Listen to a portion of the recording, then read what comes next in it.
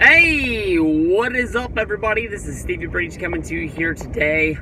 I'll admit to you, I was a little iffy. I made the video, I believe, Sunday night, basically saying, Goldberg, let's do it. Monday Night Raw.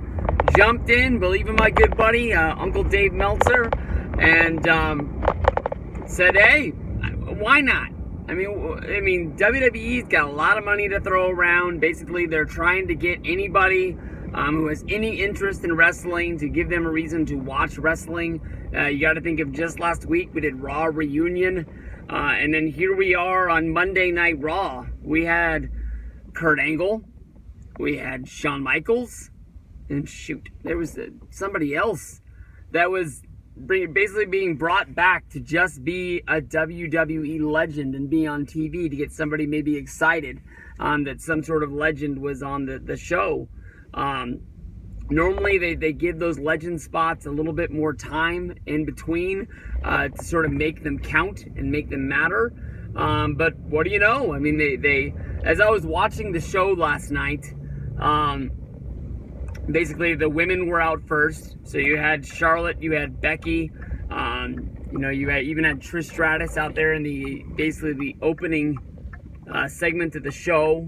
Then you had Roman, no, I apologize. Then you had Brock and Rollins out there, and they sort of were at the end of the first hour, and then you had Roman and Joe, and I was just sort of like, what is going to be the main event of the show? This is the go-home show to SummerSlam. What else is there? And I mean, yeah, they did tell us that Shawn Michaels was going to be there for Dolph Ziggler to be on Miz TV, and if that's going to be a normal segment, they're just going to hide that in the middle of the show and not really care about it. That, the only reason why this is going to be the main event is because Goldberg's going to be there, and he came out. When you break it down, it doesn't really make a lot of sense. Yeah, I mean, Ziggler super kicked Shawn Michaels, but I mean, they announced a match of Miz versus Ziggler, and why is Goldberg showing up? I mean, Ziggler never even said his catchphrase. He never kept on saying who's next or tipped his hat to anything about Goldberg to be there. But I mean, he's there. I mean, we might as well like it. We might as well enjoy it. I don't know if Goldberg versus Ziggler is really going to be the main event of SummerSlam, but I'll tell you the truth. Sunday, August 11th, is my birthday. I do have an event, a family event planned. We're going to be eating tacos, I believe, and just doing something easy. It's the kids' last day of summer. They go back to school on Monday, so you got to try your best to get them to bed at a decent time. Anybody with kids, especially kids that are getting a little bit older, understand it's going to be 11:30, and I'm going to be yelling down the hall and to get their butts in bed because they got to go to school in the morning, and there's no way in the world I'm going to let them miss. I know I'm not the only one. Nobody wants to go to bed before the first day of school, but eeks, gotta squeak on by. But we'll see what goes down here. I mean, I'm not really expecting to have a big, huge match.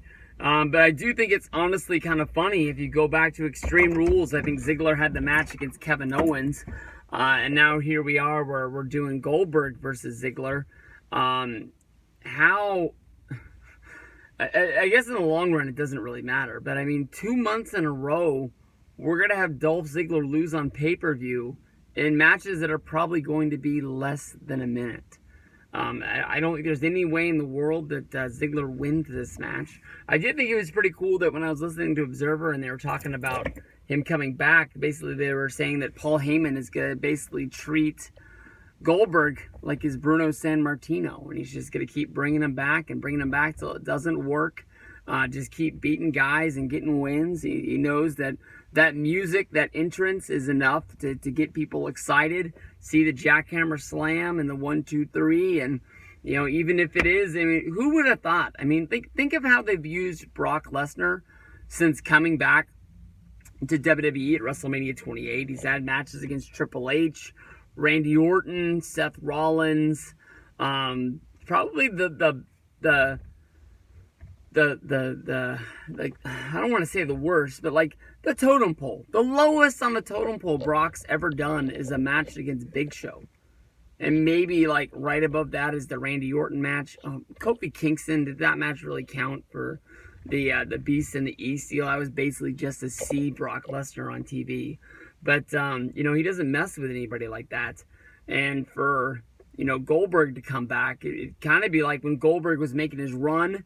I believe, what year was that? 2003, when he was in WWE and he was having matches on Monday Night Raw against guys like Christian or Booker T. You know, they don't really do that to those main event, main level guys that just pop in and pop out. They make sure that when you get them, they don't waste them. So bet all your money on Goldberg.